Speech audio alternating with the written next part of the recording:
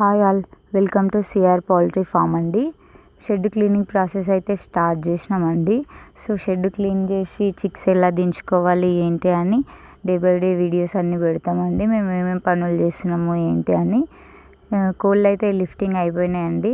కోళ్ళు లిఫ్టింగ్ అయిపోయినాయి, ప్రాసెస్ కూడా స్టార్ట్ చేసినాము. ఇంకా ఒక 10 days లోపు అయితే చిక్స్ వచ్చేస్తాయి.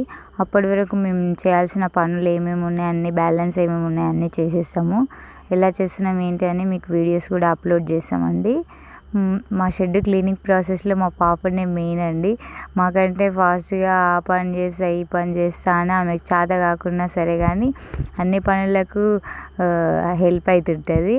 మాకు కొంచెం టైంపాస్ లాగా మా వర్క్ ఈజీగా అయిపోయేలాగా చేస్తుంది మా పాప సగము. మా వారైతే ఈసారి చాలా కష్టపడుతున్నాడండి.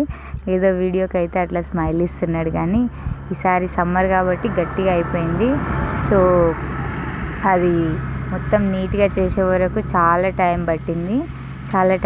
మా పాప కూడా దాన్ని క్లీన్ చేయడానికి చూస్తుంది, కానీ వద్దంటే కూడా వినట్లేదు. ఆమె చాదనైనంత పని ఆమె చేస్తుంది. మాకు కొంచెం ఫన్నీగా టైంపాస్ లాగా కొంచెం యూజ్ అవుతుంది అన్నమాట మా పాప. ఈసారి చిన్న పారలు పెద్ద పారలు అన్నీ కలిపి వర్క్ చేస్తున్నామండి. Thank you all.